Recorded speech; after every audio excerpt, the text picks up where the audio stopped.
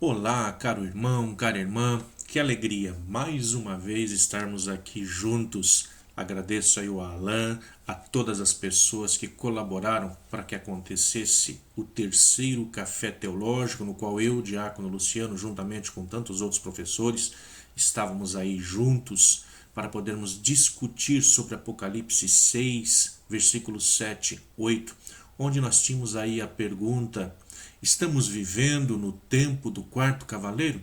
Foi uma alegria muito grande aquela noite podermos estar juntos.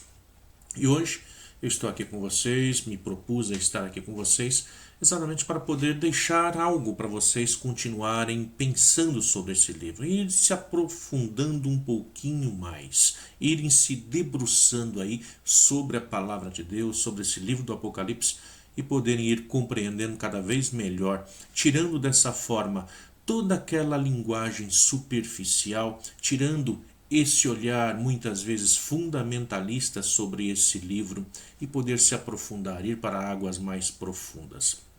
Então, nesse encontro que vocês vão receber, estarão recebendo aí, nós vamos nos aprofundar um pouco, falando um pouco mais, completando aquilo que nós não tivemos tempo, talvez naquele dia em que nós fizemos a live do Café Teológico. Então hoje nós vamos aí nos aprofundando um pouquinho mais. Muito bem. O livro do Apocalipse é um dos livros da Bíblia mais procurados. Isso nós já falávamos lá no dia de nossa apresentação. É um dos livros da Bíblia que é o mais procurado por todas as pessoas que querem fazer uma leitura bíblica. Só que ao mesmo tempo é aquele que desperta nas pessoas sentimentos contrários, tais como medo ou esperança, curiosidade, todos são curiosos para ver o que acontece nesse livro, também temor, passividade ou mesmo resistência. Muitas vezes ele foi e continua sendo usado para apavorar e controlar o povo. Essa é uma questão em que muitos ainda utilizam o livro para isso nos dias de hoje. Entre nós, cristãos e cristãs, a palavra Apocalipse, ela evoca imagens e visões de catástrofes, de guerras, de fim do mundo. Por isso, Apocalipse é uma palavra que geralmente ela é usada com sentimentos negativos. Em todas essas imagens, elas são aí alimentadas dia a dia em nosso inconsciente através de pregações mal feitas, de linhas de pensamentos fundamentalistas e até mesmo pelos filmes que nós assistimos, os grandes filmes aí de Hollywood. Essa palavra Apocalipse, você sabe de onde ela vem? É uma palavra que vem do grego e que na verdade quer dizer que é uma revelação, um tirar o véu, um descobrimento. E tem, portanto, um sentimento positivo e não negativo, como que está expresso na sociedade em que nós vivemos, na nossa mentalidade de hoje, e que é difícil tirar, porque isso já vem de anos e anos sendo colocado dentro das nossas cabeças. Portanto, nós temos que ter claro à nossa frente, já desde o início dessa nossa conversa, assim como nós tivemos lá na live do Café Teológico, que Apocalipse não é um livro para botar medo em ninguém, mas é um livro para fazer abrir os olhos das pessoas, para ajudar a ler a realidade que cada um se encontra e lê-la de modo crítico e alimentar também a esperança. É um livro que alimenta a esperança. Apocalipse é para mostrar que, por pior que pareça estar a sua vida, a minha vida, a situação em que nós nos encontramos, o mundo, ainda há esperança, ainda existe uma saída, mesmo que essa saída seja a mesma porta pela qual nós entramos. Mas para que se torne isso mesmo, se torne esperança, nós temos que considerar três aspectos que nós não trabalhamos lá no nosso Café Teológico e, portanto, eu quero estar trabalhando aqui com vocês nesse dia. O primeiro aspecto é o contexto histórico. O movimento apocalíptico é um segundo aspecto.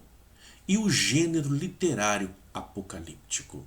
Nós temos que olhar essas três condições para bem compreendermos o livro do Apocalipse. Primeiro, o contexto histórico. O que estava como pano de fundo que levou a situação a ficar e ser registrada por escrito, como foi colocada nos Apocalipses? Segundo, o movimento apocalíptico. Quando é que surge isso? E depois que surge um movimento apocalíptico, como que isso vai gerar um gênero literário chamado de gênero literário apocalíptico? Como que isso vai acontecer? Então, nesse nosso encontro de hoje, eu vou estar tentando passar para vocês aí um pouquinho sobre isso, é claro, por mais que a gente possa estar discutindo, me proponho aqui estar com vocês aí, se vocês me suportarem, por mais ou menos uma hora. E o que nós vamos dar aqui é só uma palhinha, só um gostinho daquilo tudo que envolve esse livro do Apocalipse e o quanto é magnífico, é maravilhoso podermos nos aprofundar na história que levou a esse livro a ser escrito. Então, venha conosco nesse momento. Vamos começar falando então do contexto histórico que gera o movimento apocalíptico. Quando passou a acontecer? No período monárquico da história de Israel, lá por volta do ano 1000 ao ano 587 a.C., que é quando termina o período da monarquia em Israel, não existia o que nós chamamos de movimento apocalíptico. Mas havia um movimento profético, vocês já devem ter escutado muito sobre isso, né? Os profetas e profetisas, que eram a voz do povo, e como o pessoal costuma dizer hoje, a voz de Deus, e que marcam o universo bíblico daquele tempo. Dificilmente falávamos de apocalípticos nessa época, portanto, dos reis de Israel. Mas se nós pegarmos para ler algumas passagens bíblicas, vamos ver que se abre à nossa frente um horizonte que é pouco conhecido. E aí eu peço para vocês, tenham uma olhadinha depois com calma nessas passagens que eu vou citar para vocês. Se vocês pegarem o Salmo 74, versículo 9. Estou falando aqui da tradição hebraica da Bíblia, então pode acontecer de na sua Bíblia estar entre parênteses. Se estiver entre parênteses, você sabe que é o que está entre parênteses que é para ser lido, 74. Versículo 9. Se vocês pegarem também Zacarias, capítulo 1, versículo 4. Se vocês pegarem Ezequiel, capítulo 38, versículo 17. Ou mesmo 1 Macabeus, capítulo 9, versículo 27. Essas passagens, elas já nos apresentam um pouquinho daquilo que vai vir a ser a apocalíptica depois. Vai nos apresentando como que o povo está ali já lutando nesse movimento profético, dizendo já não está mais acontecendo a voz de Deus, não estamos mais escutando a voz de Deus. Essas passagens, elas expressam, portanto, o sentimento de que Deus não fala mais, porque não há mais profecia. É como se a profecia tivesse caído por terra. Eles vão até dizer, em alguma dessas passagens, a mão de Deus mudou. No passado, ele falava ao povo. Agora, ele não fala mais. Isso vocês vão encontrar lá no Salmo 77, versículo 11, e no Salmo também 99, do 6 ao 8. Essas palavras, portanto, elas expressam a saudade que o povo tem do passado. O saudosismo de olhar para trás e ver a profecia acontecendo. Ver Deus que fala através dos homens, que fala através dos profetas. Mas ao lado da saudade tem um outro sentimento que está presente ali nessas narrativas. É a esperança de um retorno da profecia. O povo está sedento, à espera, mas não numa espera sem fazer nada, uma espera que os leva a lutar para que a profecia volte a acontecer. Isso vocês podem ver lá no livro do Deuteronômio, capítulo 18, versículo 18. Também no profeta Malaquias, lá no capítulo 3, versículo 23 a 24. No livro do Eclesiástico, capítulo 48, versículo 10. E tantas outras passagens aí, como o próprio Zacarias, no capítulo 12, versículo 10. O povo desperta em si essa esperança de novamente o profetismo alcançá-los, fazer com que a voz de Deus fale novamente diretamente ao povo, aos ouvidos do povo. Mas aí nos caberia uma pergunta nesse instante. O que foi que aconteceu? O que foi que mudou na vida para que se exigisse agora novamente isso, se tivesse essa esperança de um retorno? O que aconteceu para se ter esse saudosismo na vida do povo? Nós podemos dizer um pouco desse dado histórico. O movimento profético, ele nasceu e se desenvolveu no período da monarquia, nesse período que vai lá do rei Salomão até lá 587, quando nós vamos ter a grande destruição lá de Jerusalém por Nabucodonosor, o rei ali da Babilônia. O povo de Israel era uma nação, habitando na sua terra, libertada com a força de Deus. Eles tinham um rei que era chamado de um rei irmão, aquele que estava junto com o povo, organizado pela lei que expressava a aliança e a fé no único Deus. Essa era a organização do povo. Nesse espaço delimitado, muitas vezes, que eram os reinos de Israel e de Judá, mesmo na divisão do reino, todos tentavam viver a aliança, mas nem todos do mesmo jeito. Essa é a grande questão. Sempre nós temos essa divisão entre o próprio povo.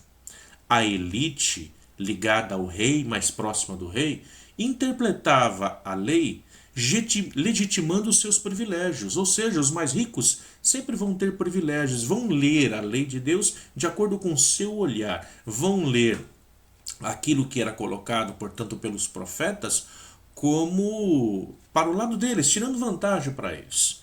Então, diante dessa situação, surge o que nós chamamos de movimento profético popular, que se desliga dos profetas da corte. O profeta Amós vai falar já sobre isso lá no capítulo 5, versículo 18 a 20.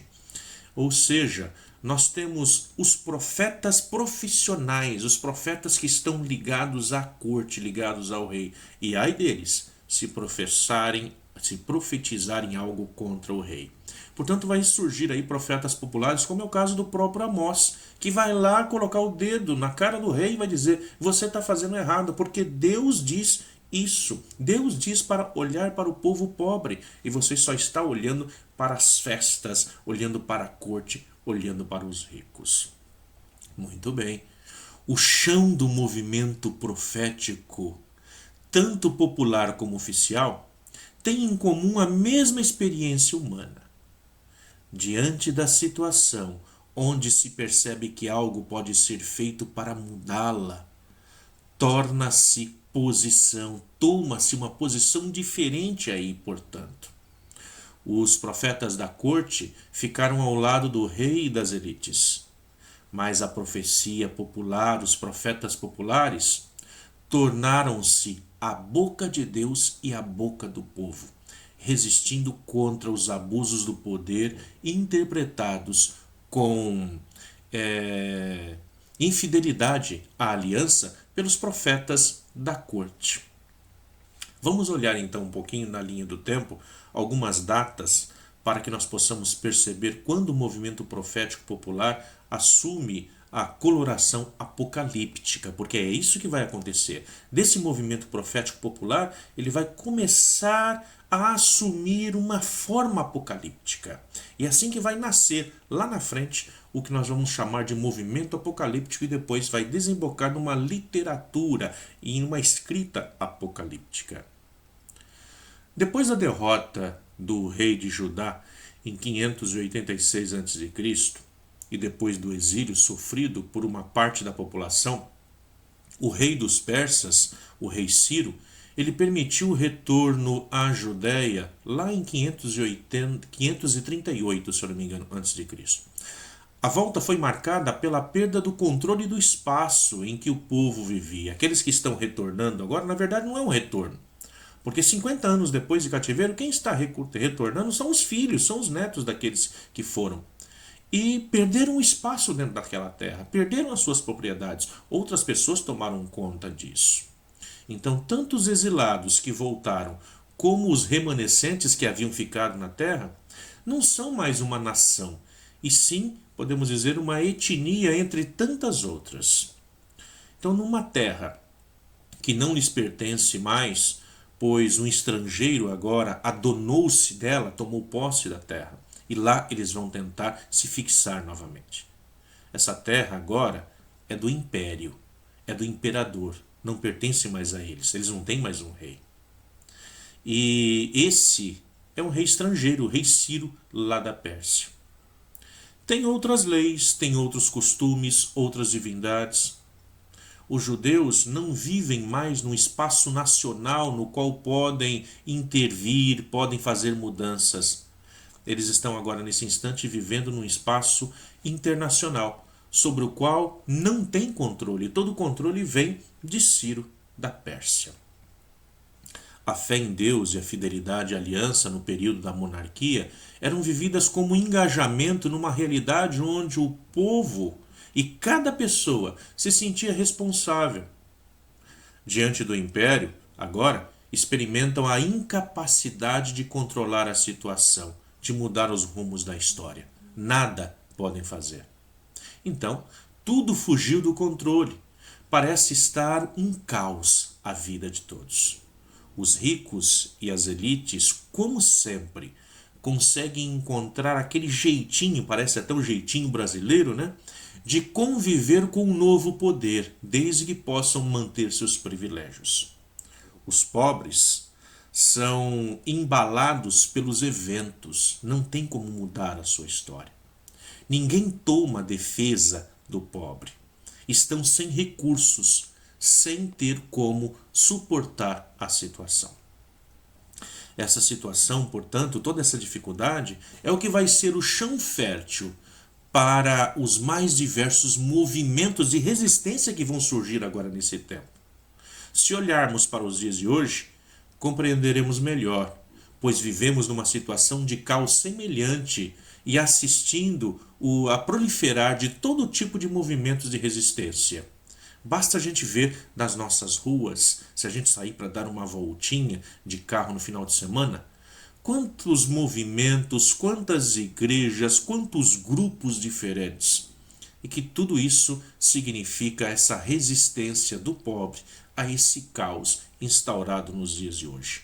Portanto, se nós estamos com os pés no chão, conseguimos compreender esse movimento que vai surgindo.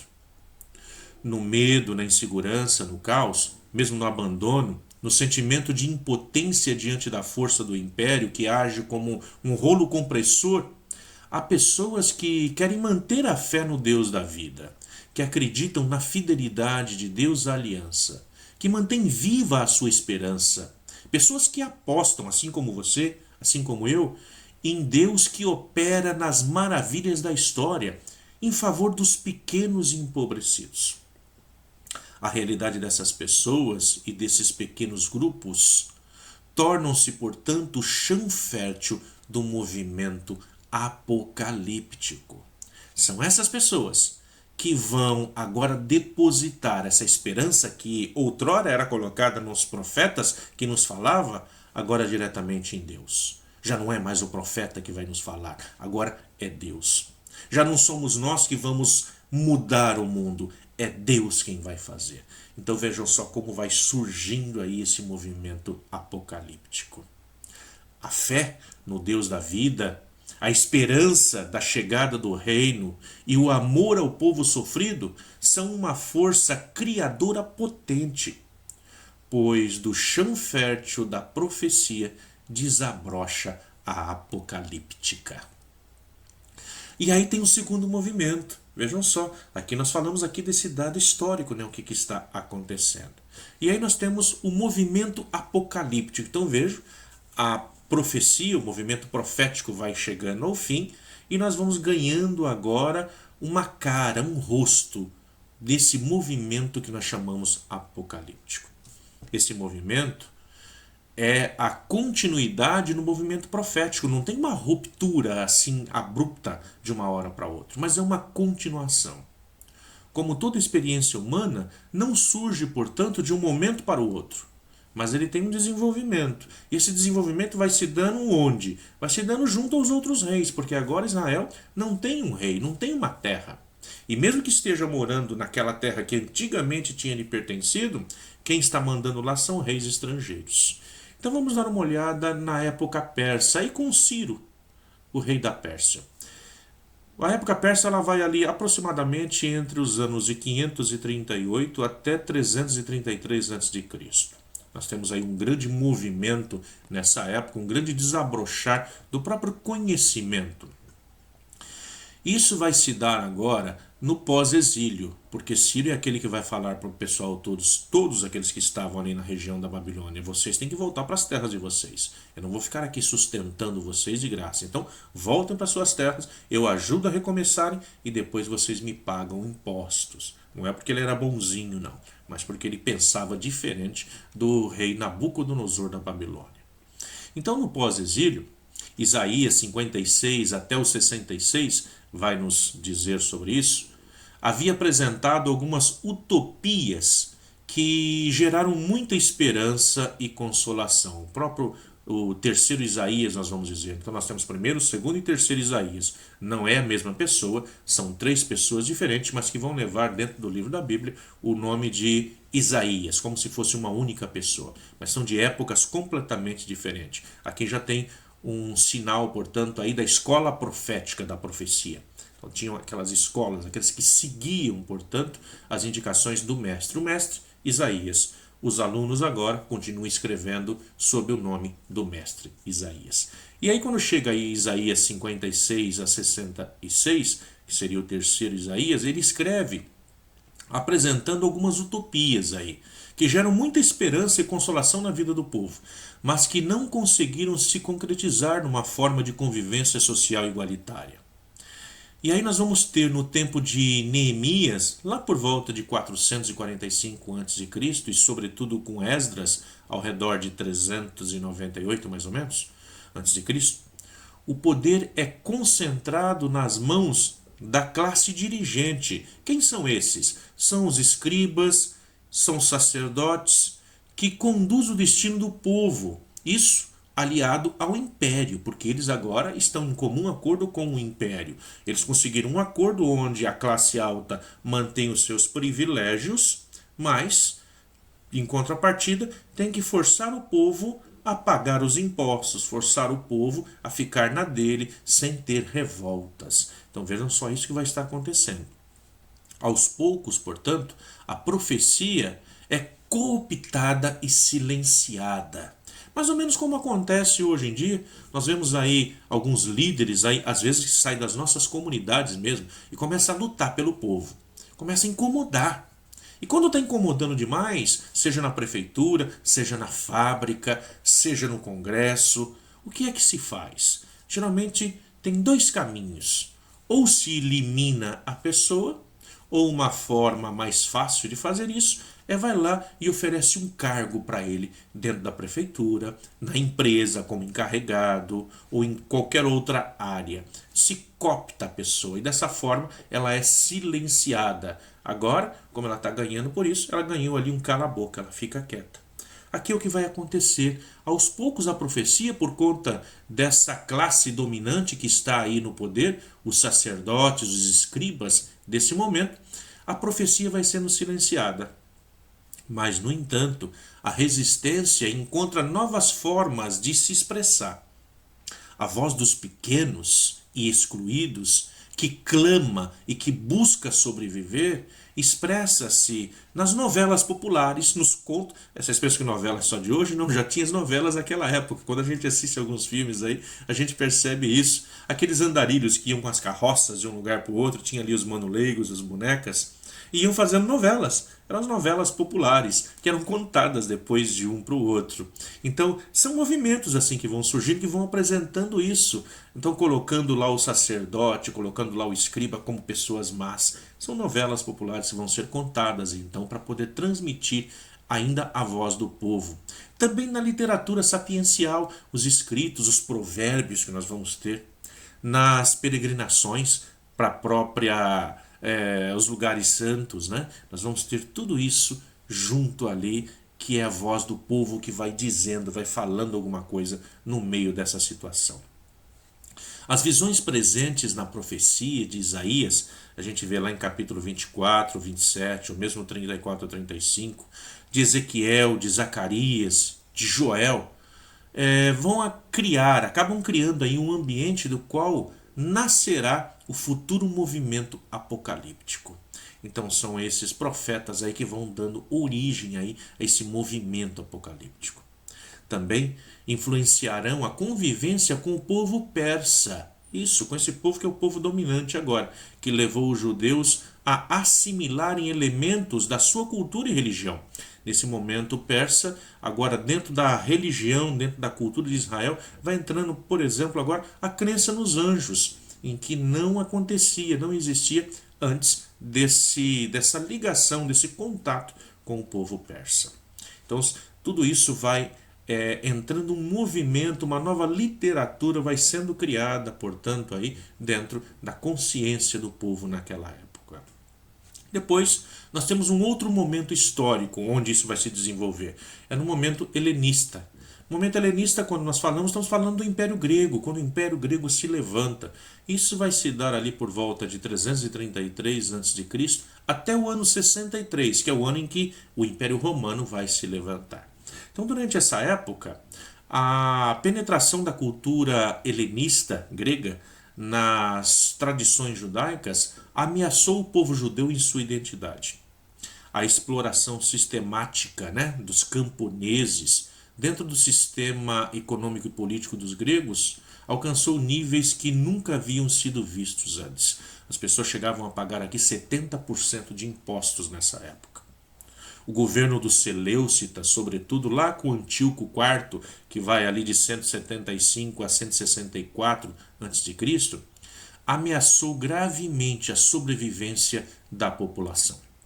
Se você quiser se aprofundar mais sobre isso, recomendo a vocês, existe um curso muito bom sobre isso, lá no Centro de Estudo Cristão de Cultura Judaica, onde o Marivan, um dos palestrantes aqui, que participou conosco nesse terceiro Café Teológico, ele é o diretor, é só entrar em contato, nós temos lá ótimas condições para aqueles que querem estudar, inclusive nesse período agora com aulas também, onde nós possamos aí fazer online. Então, entre em contato. Para o ano que vem já está se preparando aí esse curso presencial novamente para aqueles que puderem participar. Aí você se aprofunda um pouco mais sobre esse período da história de Israel nessa época. Muito bem. Na sua ambição, esse Antíoco, esse imperador Antíoco, na sua ambição por poder e na sua ganância por dinheiro, ele conseguiu corromper a classe sacerdotal de Jerusalém. É por isso que lá na frente, quando Jesus vai aparecer lá, ele vai falar contra os sacerdotes do templo. Porque agora quem que é os sacerdotes do templo? A partir daqui já não é mais da classe dos levitas. A partir daqui é aquele que o imperador escolhe. Ele escolhe quem é que ele vai colocar lá no templo. Muito bem. Então ele corrompe o sacerdócio de Jerusalém.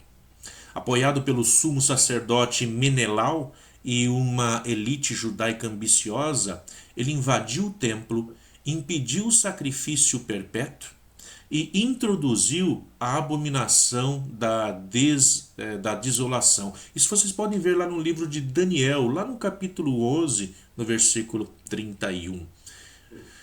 Começa um período de perseguição, portanto, aí. Os sacerdotes, que deveriam ser os defensores do povo, tornam-se seus perseguidores. É triste, mas ainda nos dias de hoje nós vemos isso acontecer, Muitas vezes temos aí sacerdotes, temos aí pastores, temos aí diversas lideranças religiosas que teriam que agir em prol do povo e acabam agindo em benefício próprio. Aqui também era o que estava acontecendo. O povo, portanto, empobrecido, é ameaçado agora em sua cultura e sua fé.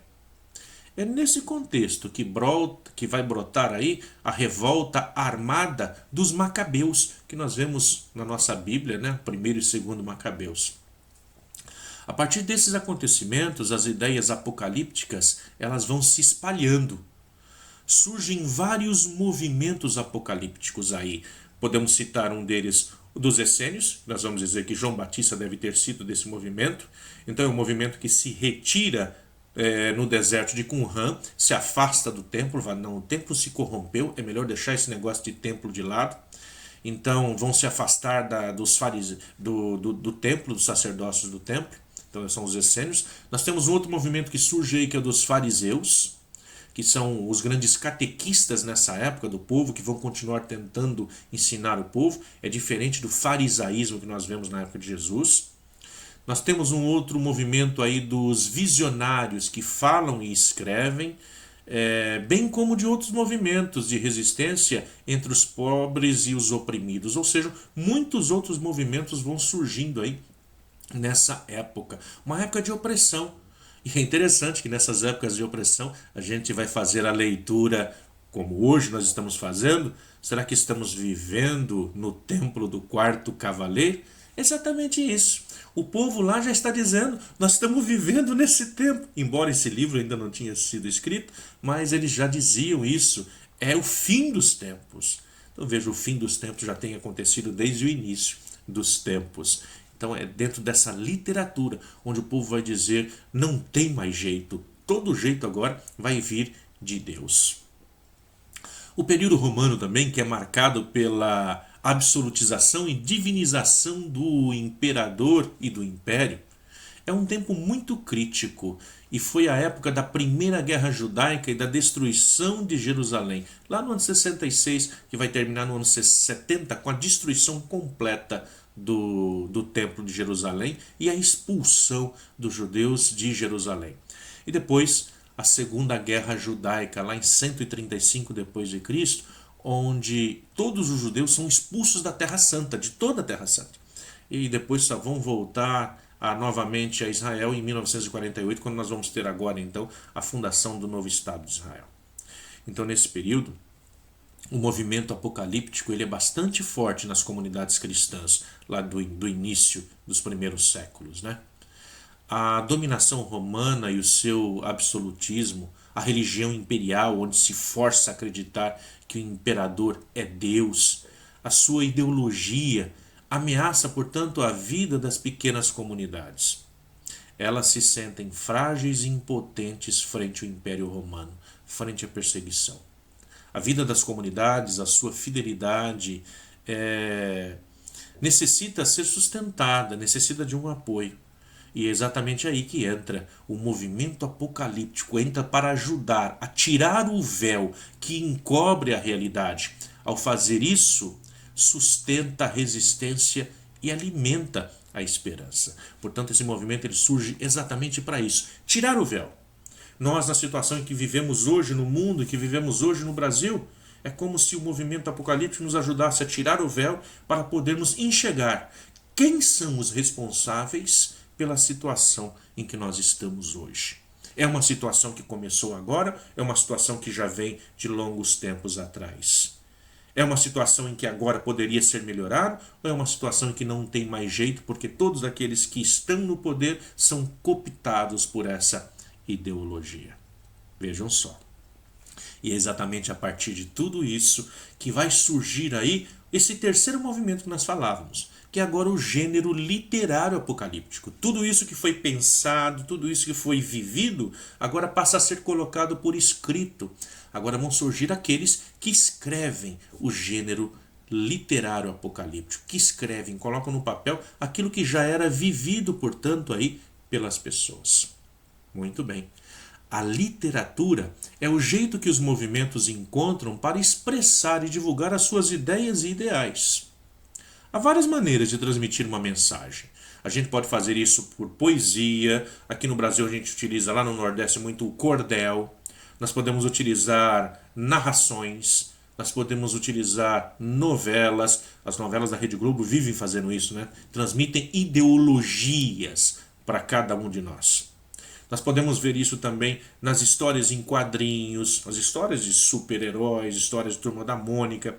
Tudo isso transmitem ideias e ideais, transmitem ideologias. Na Bíblia, nós encontramos uma variedade de formas para anunciar a boa notícia. Nós encontramos história, narração, os salmos, as novelas que estão presentes dentro da Bíblia, os provérbios, a sabedoria, Os evangelhos também são um gênero literário para esse tipo de coisa. As cartas e também o Apocalipse. Cada época, cada situação exige a sua própria forma para que o povo possa compreender e entender a situação em que ele está vivendo. Evangelho quer dizer boa nova, vocês sabem disso. Apocalipse é outro jeito de anunciar a boa nova de Deus. A realidade está coberta pela ideologia, pela religião, pela propaganda, pelos sábios que estão a serviço do poder, mascarando a verdade. Em tempo de crise, culpabilizam o povo, jogam nas costas do povo a culpa. Os empobrecidos, até mesmo em Deus, são jogados essas culpas. Apresentam quem está no governo como salvadores da pátria, e muitas vezes são os lobos em peles de cordeiro. Usam linguagens que amedronta. Apresentam um Deus vingador e castigador. Alimentam no povo utopias ilusórias. Será que você está vivendo essa época, portanto, do quarto cavaleiro? Vejam só, os apocalipses, e aqui eu uso no plural porque são apocalipses, são várias passagens, mesmo dentro dos evangelhos nós vamos ter algumas passagens apocalípticas. Eles nos ajudam o povo a ter um olhar penetrante, olhos que enxergam o outro lado dos fatos, o lado que somente o olhar da fé pode enxergar. Esse olhar penetrante enxerga as causas externas das situações de crise e as causas internas do medo, da falta de visão e de fé. Ao revelar a verdade da história, apontando as reais causas da crise, o Apocalipse se torna boa notícia, se torna evangelho. Poderíamos sintetizar a boa nova que os apocalipses anunciam como: Deus é o Senhor da história. A história não saiu dos trilhos, pois Deus a conduz. Os opressores se iludem pensando ser os donos dos povos e do universo, mas eles vão ser derrotados. Deus é o autor da história e realiza seu plano pela resistência e perseverança dos que lhe são fiéis. Vejam só, é mensagem de esperança, não é de medo. Quem usa o Apocalipse para provocar medo está traindo a palavra de Deus. A boa notícia, expressada em linguagem apocalíptica, tem sua própria forma e suas próprias regras. Portanto, meu irmão, minha irmã que está me escutando, para ser um bom apocalíptico, tem que ser conhecedor de 3 elementos e saber misturá-los com arte. Tem que saber dividir a história em etapas e situar o presente no conjunto. Tem que saber expressar tudo por meio de imagens, de visões e de símbolos. E tem que usar uma linguagem radical, sem meio termo. Isso é ser um bom apocalíptico. E como que a gente pode fazer isso? Vamos dar uma olhadinha então. No primeiro ponto, dividir a história em etapas e situar o presente no conjunto. O objetivo do apocalíptico é ajudar o povo a situar-se no presente, não é botar medo. Então, como que ele vai fazer isso? Ele vai fazer por meio de visões, transporta-se para momentos históricos do passado. Estando no passado, ele olha o futuro e descreve a história em etapas até a vitória final. Voltando para o passado e olhando para o futuro, ele situa o presente, fazendo da história uma história de salvação. O povo, as comunidades, escutando e lendo o que está sendo escrito, situam-se, portanto. O momento de crise e de perseguição É parte da caminhada, é a leitura que o povo vai fazer. É um momento só, mas vai passar. É isso que o Apocalíptico faz. Ele vai mostrar para as pessoas, tudo isso vai passar. Esses momentos são momentos doloridos, fortes, mas estão em processo de passar. Então, a meta final do Apocalíptico, o plano de Deus, vai se realizar. Essa é a meta. Mostrar que o plano de Deus vai se realizar. Seja lá como for, ele vai acontecer. No segundo passo, expressar tudo por meio de linguagens, de visões e de símbolos. O mundo dos apocalípticos, como eu disse lá no dia da nossa apresentação, ele é outro mundo. É um mundo cheio de visões, de animais estranhos, de símbolos, de trombeta, de pragas que se juntam, formando figuras. Tudo muito longe da nossa linguagem habitual. Mas qual é a finalidade de tudo isso, nós perguntaríamos? Podemos dizer que é uma linguagem ingíria. Só compreende quem é iniciado. Quem não é iniciado fica de fora, não vai entender nada. A linguagem dos apocalípticos é linguagem compreensível ao povo das comunidades em tempo de perseguição. Se nós não estamos vivendo perseguição, nós não compreendemos o que está acontecendo. Muitos dos símbolos e das imagens são tirados do passado, são do Primeiro Testamento, lá de trás. Encontramos mais de 400 citações no Apocalipse, de passagens do Antigo Testamento. A ação maravilhosa de Deus no passado em favor de seu povo trazia para o presente, comunica a paz que vem de Deus. Se nós pegamos tudo aquilo que nós lemos lá do passado e trazemos para o presente, nós vamos comunicar essa presença de Deus, essa paz que vem de Deus. Anima, portanto, conforta e dá coragem na luta. Exatamente isso. Por isso que o livro do Apocalipse tem que ser um livro de memória. Memória do passado. Quanta coisa ficou. É interessante, quando a gente está fazendo um serviço meio difícil, e esses dias eu fiz um desses tipos de trabalho aqui em casa, que você olha assim e fala, nossa, eu vou levar uma semana para fazer isso. Aquele serviço que você começa e fala, isso aqui eu faço em um dia. De repente, quando você está ali, começou ele, você já fala, deu ruim. E aí, o que a gente começa a fazer para poder nos animar? Você não está olhando mais para aquilo que falta fazer.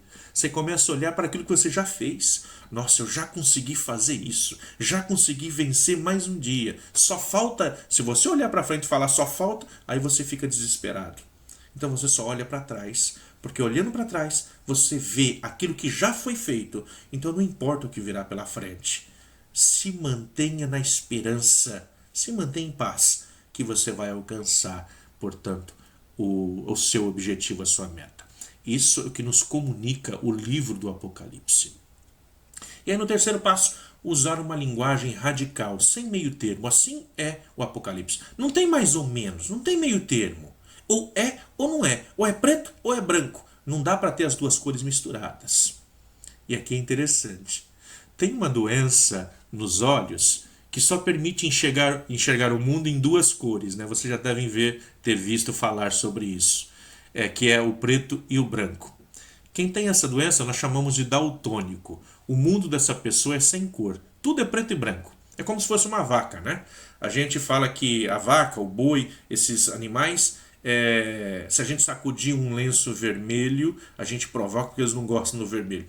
Besteira. Eles enxergam em duas cores só enxerga preto e branco. Tá? É o movimento de fazer o balanço que aguça o animal para que ele possa aí estar vindo e nos atacar. Mas essa doença no ser humano é uma doença, né? Nos animais não, mas no ser humano é uma doença, e nós chamamos de daltônico. Então enxerga-se tudo em preto e branco. Nós podemos dizer que essa também é uma doença dos apocalípticos. Né? Então lá no fim do primeiro século, a situação política era muito confusa. Se nós pegarmos o evangelista Lucas, lá nos Atos dos Apóstolos, ele tinha apresentado o Império Romano como simpático aos cristãos. Se nós pegamos Paulo na carta aos Romanos, parece que ele está dizendo assim que devemos obedecer às autoridades constituídas. É só a gente dar uma olhadinha lá em Romanos 13, versículo 1 a 5. Então, no meio das comunidades, havia diferentes posições. Resistir radicalmente ou fazer o jogo de cintura. Havia muita confusão. Uma pergunta corria solta: quem é ou quem era o culpado da situação? O império ou somente alguns funcionários dentro do império? O profeta João, né, quando vai estar escrevendo, portanto, no Apocalipse, no seu evangelho, ele insere-se dentro da corrente apocalíptica que vinha desde Daniel, e ele vai afirmar: o império é mau, sim, pois tem a pretensão de ser o senhor do mundo. Esses apocalípticos querem, portanto, ajudar o povo a não ser ingênuo. Convidam a resistir diante da falsa propaganda que quer penetrar nas comunidades e que, ao assimilar a ideologia do império, servem de adubo a um sistema que é contrário ao reino de Deus. É isso que vem, portanto, anunciar essa diferença. Enquanto para alguns o império é bom, aqueles que estão no gênero apocalíptico vão descer a lenha dizendo: não é bom não, eles são ruins, são eles que estão fazendo isso com o povo. Portanto, ler a história com os olhos da fé é um apocalipse. Quando nós lemos a nossa história atual com os olhos da fé, nós fazemos um apocalipse. E aí podemos dizer, sim, estamos vivendo aí a época do quarto cavaleiro. Muito bem. As comunidades, elas surgem nos períodos históricos em que os valores que dizem respeito à vida são fundamentalmente revisados. Como elas, as comunidades, vivem conforme os valores do reino, são combatidas com violência. Os impérios se absolutizam e divinizam em nome do poder e combatem as comunidades que se fundamentam na fé e apresentam caminhos alternativos. É assim até os dias de hoje. Todas as vezes que nós queremos levar um reino de justiça, montar dentro da comunidade, falar sobre atender aos pobres, falar sobre os direitos de todos, sempre nós vamos ter aquele que está no poder, que vai dar um jeitinho de fazer com que esse grupo, esses que estão lutando para que isso aconteça, ou sejam cooptados ou deixem de existir.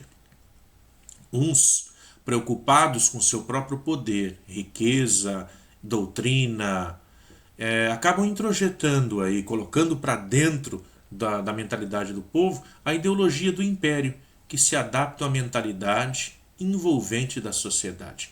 Quantas pessoas não olham para, não estou dizendo para esse governo, mas para todos os governos, as desmazelas que os governos fazem, e continuam olhando e dizendo: não, mas ele está certo, é assim mesmo que tem que fazer, não está errado. Vejam só, então é essa ideologia do império, dos impérios, dos governos, que acaba entrando dentro da mente das pessoas e acabam dizendo: não, é assim mesmo, nós não temos que fazer nada para melhorar essa situação. Outros se sentem desafiados por essa agressão à vida. Geralmente são minoria que assumem sua fraqueza e importância frente ao poder que os quer esmagar. Sua fé na vida, no Deus da vida, ajuda-os a elaborar uma mística, uma espiritualidade que aprofunda as suas raízes nos movimentos de resistência do passado, bebendo de sua seiva e gerando uma espiritualidade nova, capaz de resistir aos dragões de hoje, assim como se resistiu aos dragões, às bestas do passado.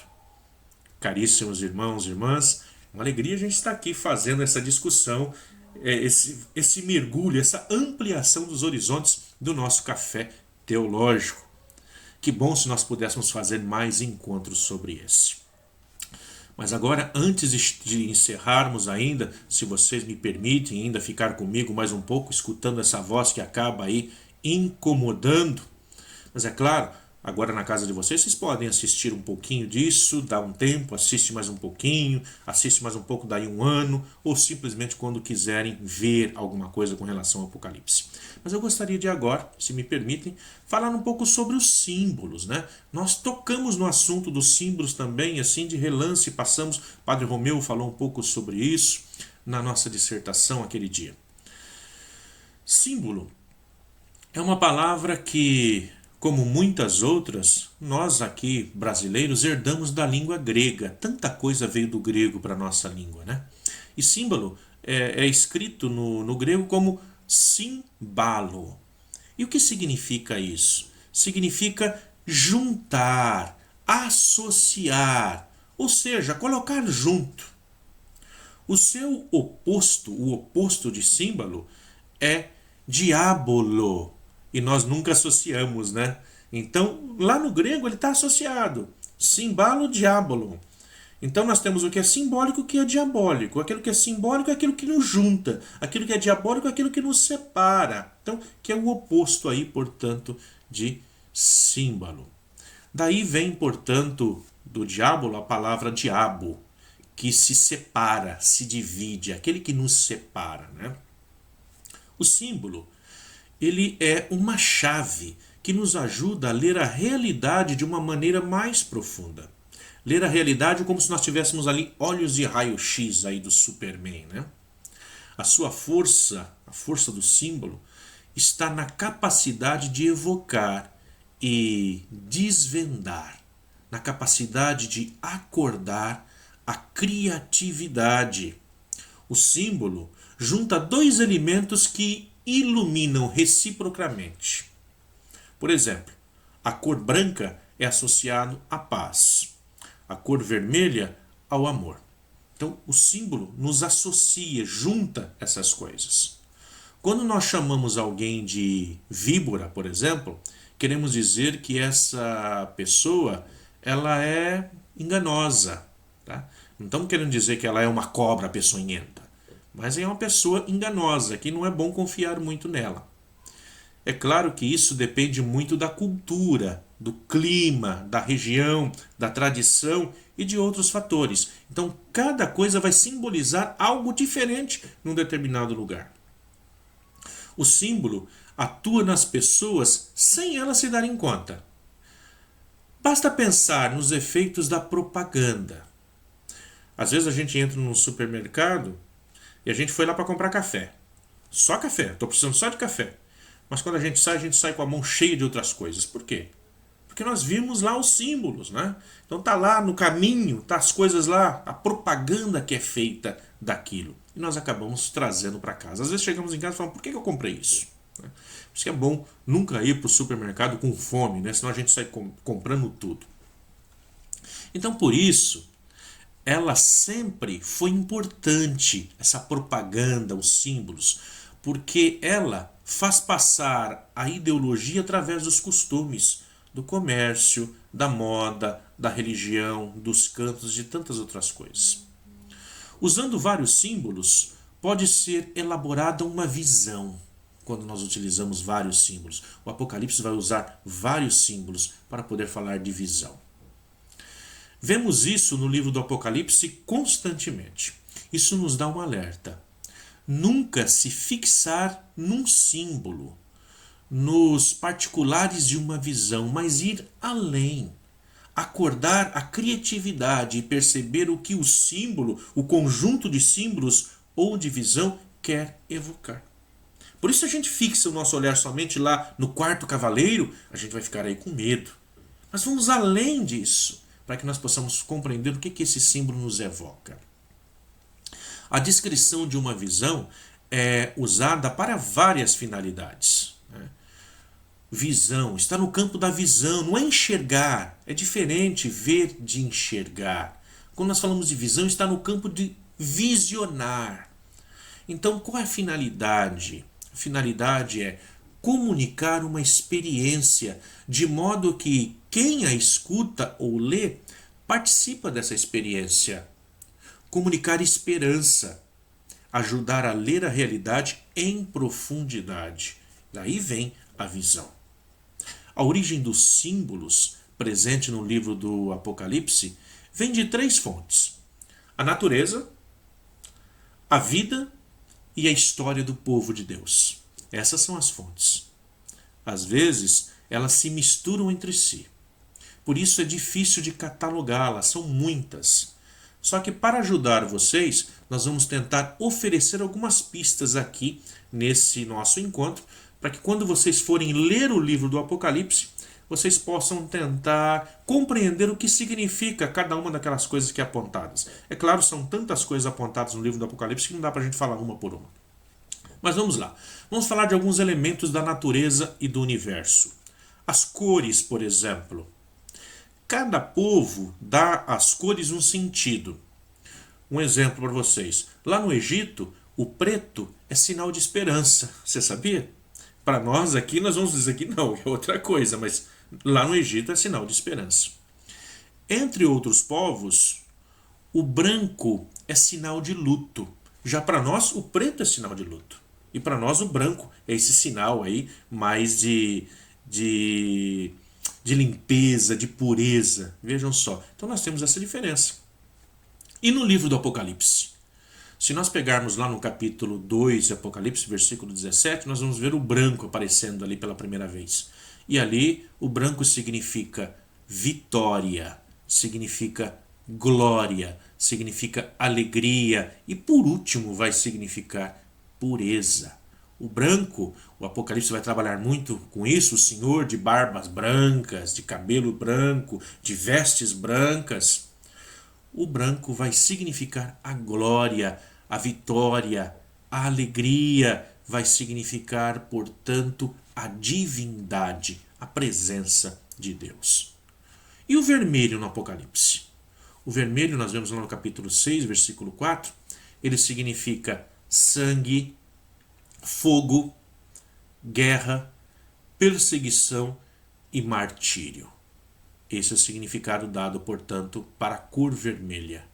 E a cor esverdeada, nessa nossa leitura de hoje do quarto cavaleiro, se nós pegarmos toda a perícope, não começando no versículo 7, mas começando alguns versículos antes, nós vamos ver que tem um dos cavaleiros que é esverdeado, né? E o que significa esse esverdeado? Esse esverdeado significa que não é tanto esverdeado, como o padre Romeu mesmo trabalhou isso naquele dia, é aquele camarada que já morreu há alguns dias e você olha para ele e tá com aquela cara assim, já parece que o corpo já começa a querer se desmontar, se desintegrar. Então significa o quê? Significa a doença, significa cadáver que está se decompondo. E o preto? O preto no Apocalipse significa fome ou morte. Veja só, a fome e a morte. E aí nós vamos ter também lá a púrpura, né? Ou o escarlate, ou o vermelho vivo. Então o que significa isso? Significa luxo e dignidade real. É o que nós nos apresentado aí, portanto, como cores. E os números? Tem tantos números que nós trabalhamos no Apocalipse, então vamos dar algumas dicas para vocês. Na nossa linguagem, 13 é um sinal de azar, não é isso? Vocês podem lembrar o valor que damos a outros números, aí, tantos outros números que a gente vai dizer, mas para nós 13 é número de azar. Mas e no Apocalipse? No Apocalipse nós trabalhamos com outros significados. Vamos pegar o número 3. O número 3 significa plenitude, santidade. É o superlativo hebraico, né? Nós vamos dizer que Deus é santo, mas não é só uma vez santo. Deus é 3 vezes santo. A gente canta isso todas as missas. Santo, santo, santo, Senhor Deus do universo. Então é o superlativo hebraico, 3 vezes santo. Então o número 3 significa isso, plenitude, santidade. E o número 4? Número 4, utilizado aqui, o quarto cavaleiro aí, portanto, esse quarto cavaleiro do Apocalipse que nós vemos nessa nossa leitura de hoje, proposta para esse café teológico.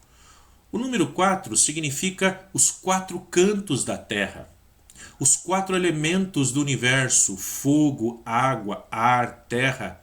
Ele é sinal de plenitude e perfeição. Também sinal de plenitude e perfeição. É um número cósmico, os 4 pontos cardeais. É um número também que significa ali um tempo completo. Portanto, uma plenitude. Nós vemos lá Jesus 40 dias no deserto sendo tentado. Nós vemos o povo de Israel 40 anos no deserto antes de chegar à terra prometida. Nós vemos lá em Gênesis 40 dias e 40 noites de chuva. O zero não significa nada. Então você corta o zero, você fica com o 4. Portanto, uma geração, um tempo completo vivido. Aí o significado do 4. Nós temos o 7. Qual o significado do 7? O 7 é plenitude, é perfeição, é totalidade. Então, se nós temos o 3 mais o 4, nós temos um sinal de plenitude e nós temos lá o sinal dos elementos do universo. Então, nós temos o 4 e o 3. Nós vamos ter o número 7, que é a plenitude, a perfeição, a totalidade. 3,5 é a metade de 7.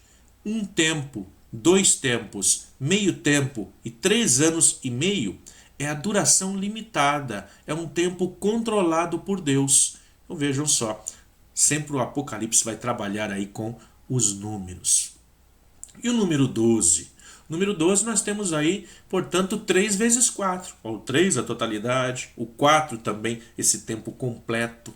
Então nós temos 3 vezes 4, 12.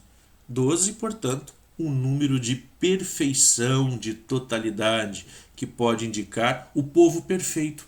12 tribos de Israel, 12 apóstolos, a perfeição. O 24, que é 12 vezes 2. Então 24 também um número perfeito. Temos os anciões, os 24 anciões. Temos o povo do Antigo Testamento e do Novo Testamento, totaliza 24. Então nós vamos trabalhar também dessa forma.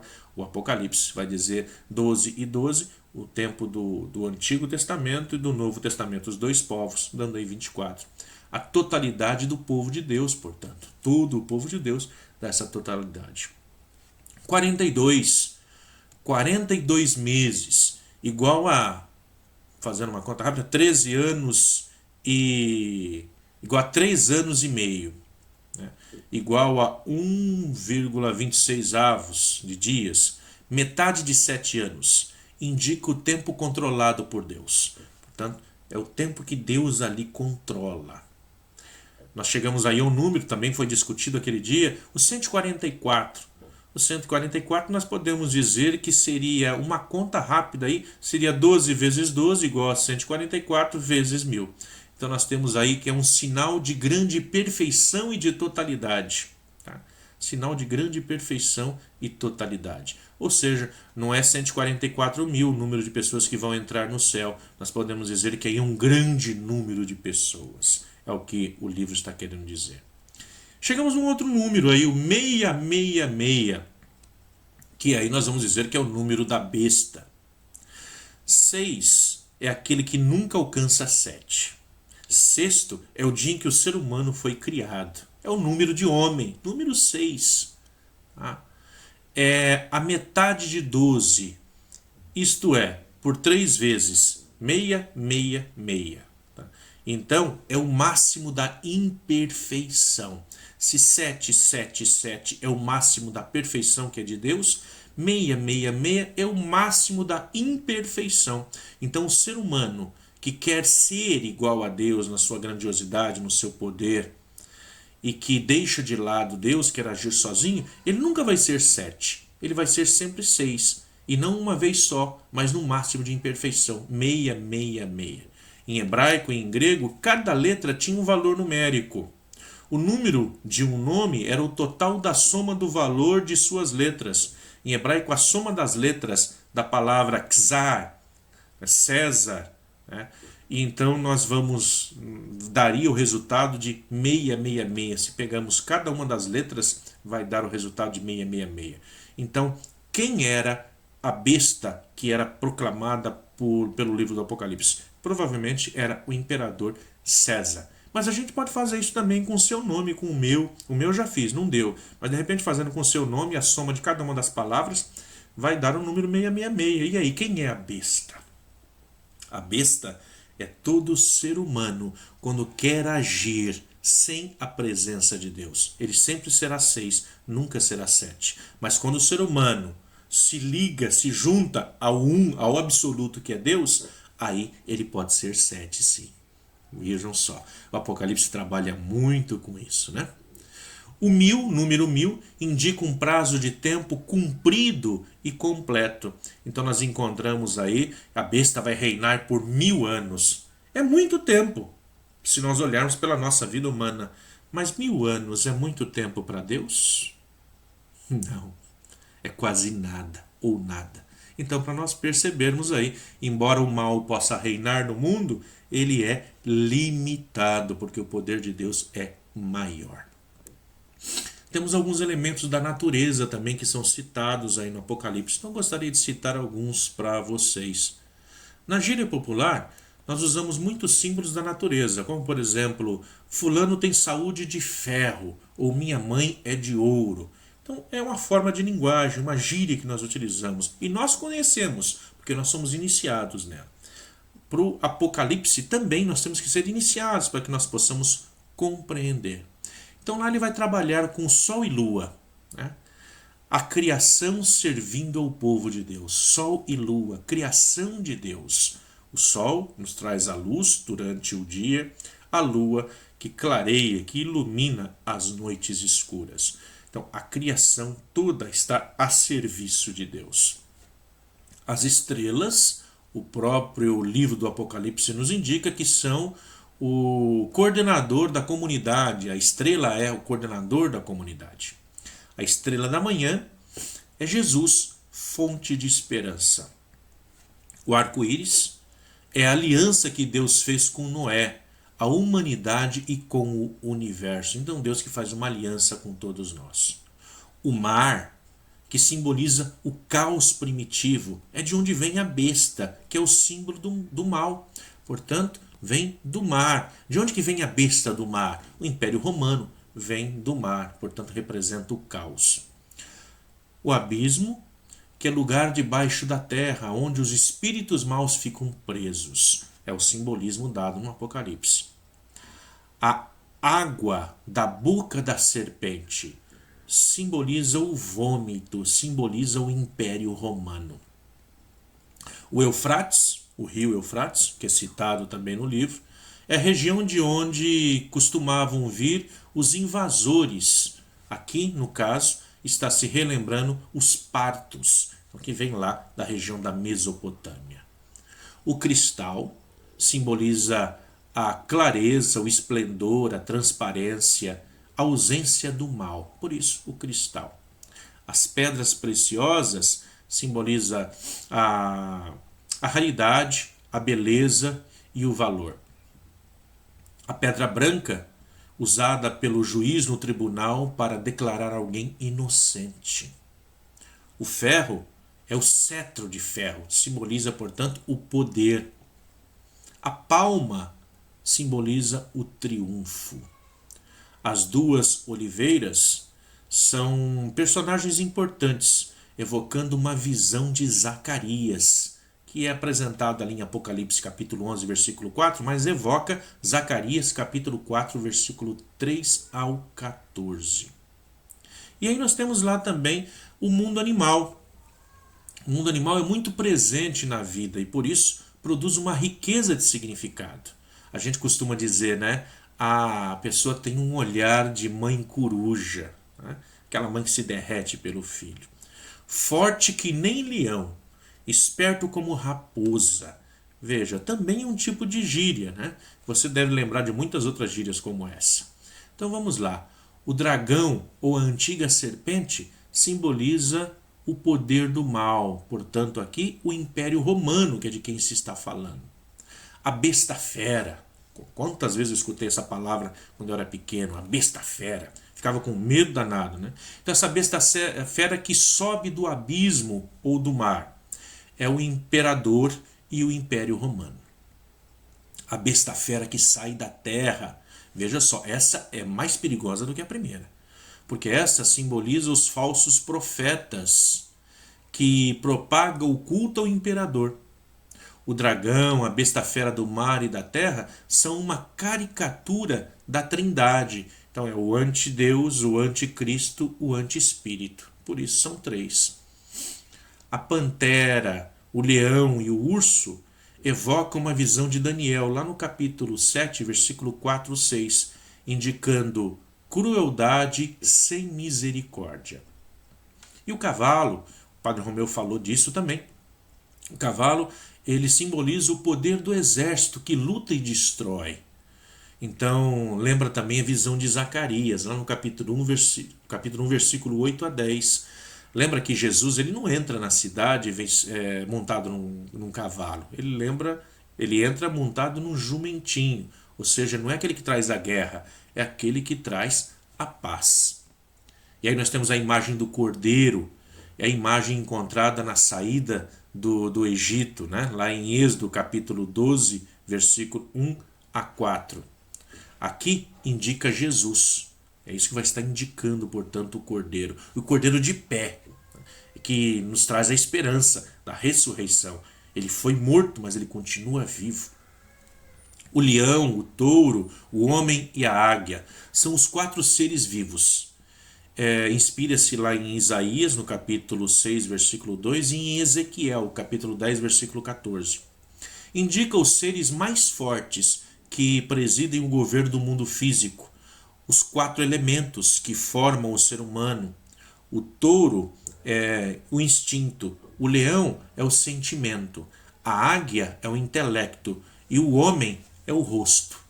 Os 4 juntos formam o ser mitológico da Babilônia chamado de Caribu ou Querubim, e também a esfinge do Antigo Egito, é o que vai nos lembrar.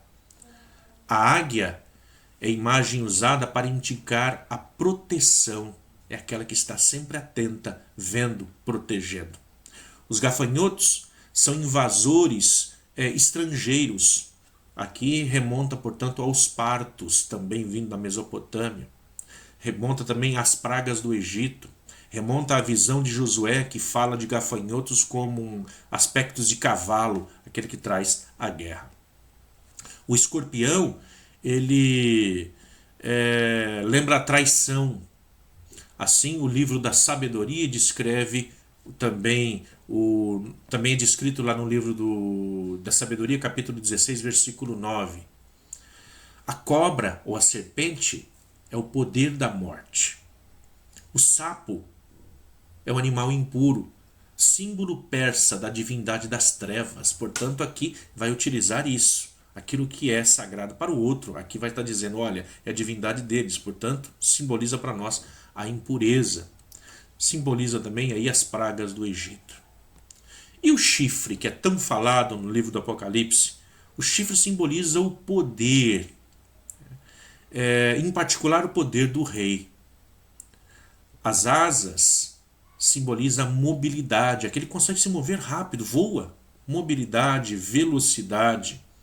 Isso evoca Ezequiel. Ezequiel vai trabalhar com isso lá no capítulo 1, versículo 6 a 12. Vejam só, tantos símbolos que nós vamos ter aí. E aí temos um símbolo que eu gostaria de trabalhar com vocês também, que é do corpo, referentes ao corpo. O Apocalipse trabalha muito os cabelos brancos. Então, símbolo de eternidade. Cabelos brancos, eternidade, divindade. Os olhos brilhantes, símbolo da ciência divina, capacidade de penetrar na realidade. Os pés de bronze, que são anunciados logo no começo, é a firmeza e estabilidade. Aquele que tem o pé de bronze, está fincado no chão, ninguém tira dali. Tem uma estabilidade.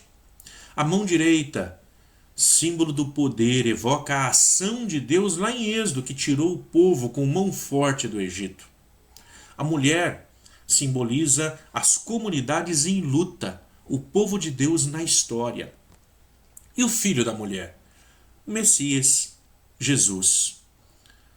A prostituição simboliza a infidelidade, a idolatria, né? O ser humano, por várias vezes, é apontado como a esposa infiel de Deus. Portanto, a idolatria e a infidelidade. A virgem é quem rejeita a idolatria. Virgem Maria, aquela que sempre rejeitou a idolatria, mas se manteve fiel ao seu Deus.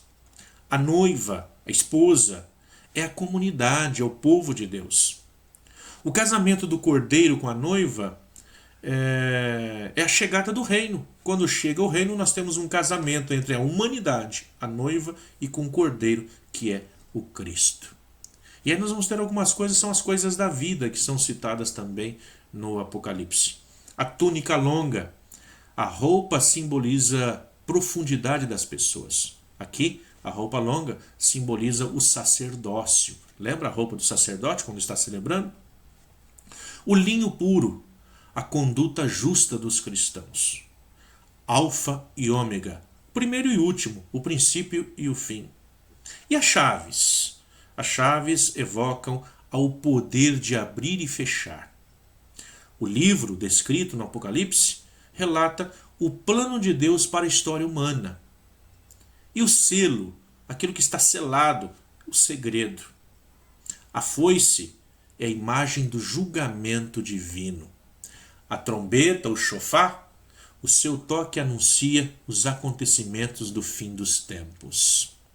O carimbo, sinal ou marca, marca de propriedade, de proteção. E a balança? A balança é a escassez de comida, o custo de vida alta. Vai no mercado, hoje, você vai ver o que significa a balança. Compra 1 quilo de arroz lá para você ver só. Então é a escassez de comida, o alto custo de vida. E Jerusalém e o templo, nós temos algumas coisas que evocam também no livro do Apocalipse. O candelabro de ouro significa o povo de Deus, as comunidades. O incenso significa a oração dos santos que sobe até Deus. A coluna do templo é a firmeza, lugar de honra, evoca as colunas do templo, né? E o templo é o coração de Jerusalém, da cidade santa, é o povo de Deus. O Monte Sião, lugar onde se encontra o templo, ou podemos dizer, o trono de Deus. A Nova Jerusalém, apontada no Apocalipse, o povo de Deus finalmente reconciliado junto. Tá? Vejam só, tantas coisas aí que nós vemos, né? O livro do Apocalipse é, portanto, um texto difícil, não somente porque é escrito com imagens e visões, com linguagens distantes de nós, mas também porque se estrutura, e a sua estrutura ela é muito complexa. Não tem um plano harmônico, como se a gente pegasse os evangelhos para ler. Parece com um bordado que é realizado em momentos diferentes. Uma colcha de retalho, né? Quem entende, ao virar o bordado do verso, percebe os momentos em que ele foi realizado e as mãos que o realizaram. No livro do Apocalipse, olhando suas costuras, suas cores, nós podemos perceber alguns momentos importantes. Podemos dizer que 3 mãos a construíram. Ao ler atentamente o capítulo 4 a 11, notamos que o pano de fundo é o livro do Êxodo. O autor interpreta a caminhada das comunidades como um novo êxodo, como havia feito o Isaías Júnior naquele tempo, né? O primeiro Isaías. É a parte mais antiga. Provavelmente durante a perseguição do imperador Nero, isso tenha sido escrito lá por volta do ano 64, ou na época da destruição de Jerusalém no ano 70. Ao ler o capítulo 12 ao 22, notamos que o pano de fundo muda. É o tema do julgamento que entra em cena agora. A história humana é lida como revelação do julgamento de Deus. É um novo período. O fim do governo de Domiciliano, que vai de 81 aproximadamente até 96. A ideologia romana era mais sutil e mais forte. Quem não se deixava corromper e resistia era perseguido de várias maneiras. Esses capítulos respondem a uma nova situação que exigiu uma nova e mais profunda reflexão. Provavelmente, portanto, ali esses capítulos são ali escritos entre os anos 90 ali. E para dar ao livro um tom de carta afetuosa e de companheirismo no sofrimento, na perseguição e resistência, foram acrescentados os capítulos 1 a 3. Isso nós podemos dizer que foi um redator final que acrescentou então esse trecho, que vai ali do capítulo 1, versículo 1 a 3, e depois lá no capítulo 22, versículo 6 a 21. Caros irmãos, acredito que podemos agora olhar o livro no seu conjunto. Claro que esta não é a única estrutura possível, né, que nós apresentamos. Nós poderíamos ver o livro do Apocalipse em outras estruturas de outras formas. Mas acredito que com isso que lhes foi dado, é possível que vocês consigam agora olhar com outros olhos para o livro do Apocalipse. Agradeço ao Alan por ter me pedido para fazer esse vídeo. Agradeço a todos vocês que se inscreveram, que pagaram lá a taxa antes de ser colocado como gratuito o Café Teológico, que não quiseram receber isso de volta. E agora vocês, com exclusividade, estarão recebendo esse vídeo, o link para esse vídeo. Por isso nós pedimos, mantenha com você. Mas utilize isso quando você precisar nas suas pregações. Utilize isso na sua vida, apresentando que o livro do Apocalipse não é um livro de pesadelo, não é um livro que relata destruições, mas é um livro que relata esperança. Muito obrigado a todos, fiquem com Deus e me desculpem pela demora por esse vídeo tão longo. Uma boa e santa semana a todos vocês.